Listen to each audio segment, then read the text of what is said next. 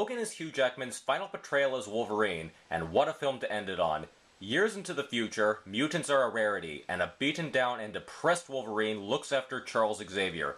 They come across a mysterious girl named Laura who is being hunted by a group of evil men. Lo and behold, Laura happens to be a mutant, but not just any mutant, a mutant with similar powers to Wolverine. What is her secret? What becomes of Wolverine? All will be revealed in what is the most emotional film in the X-Men franchise. Director James Mangold directed the previous Wolverine film in the series, The Wolverine, which was an alright movie, but he greatly surpasses that film with Logan. He goes for a Western approach here, with similarities to John Wayne and Clint Eastwood films sprinkled here and there. In fact, there's a scene in the film when Xavier and Laura are watching a Western film. It's a very somber movie. Every character is already at their lowest point. There's a sense that a tragedy happened in the past, but we're not told what it was. For me, that worked well, as it's not important what it was that went down.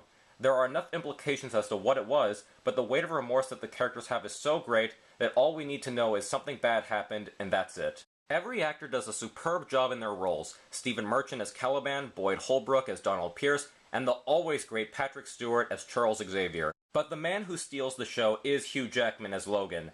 This is an utterly depressed and defeated version of the character. He's worn out and has given up on everything, including Charles.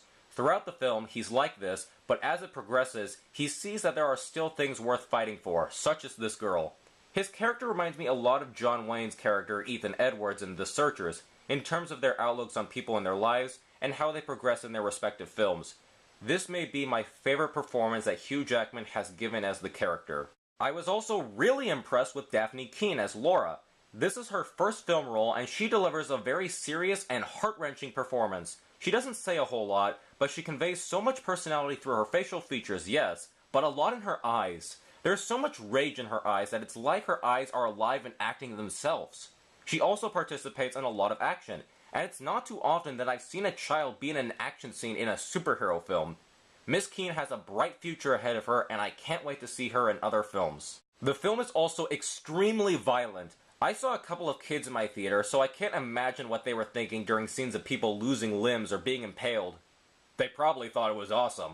It's a bloodbath, but not done purely for shock value. The violence works well with a character like this, and while it is graphic, it does not overindulge itself into being over the top. If you have seen Deadpool and Mad Max Fury Road, you can handle this. Some people are referring to Logan as the next Dark Knight, or at least the Dark Knight of Wolverine and X-Men films, and yeah, they're right.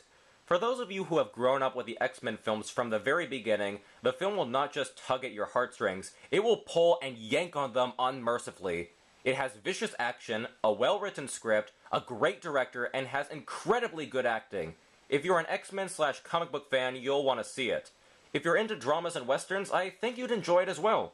So go on and check out Logan. It's a really good film, bub. Thanks, this is an O.M.M review. This is O.M.M, signing out.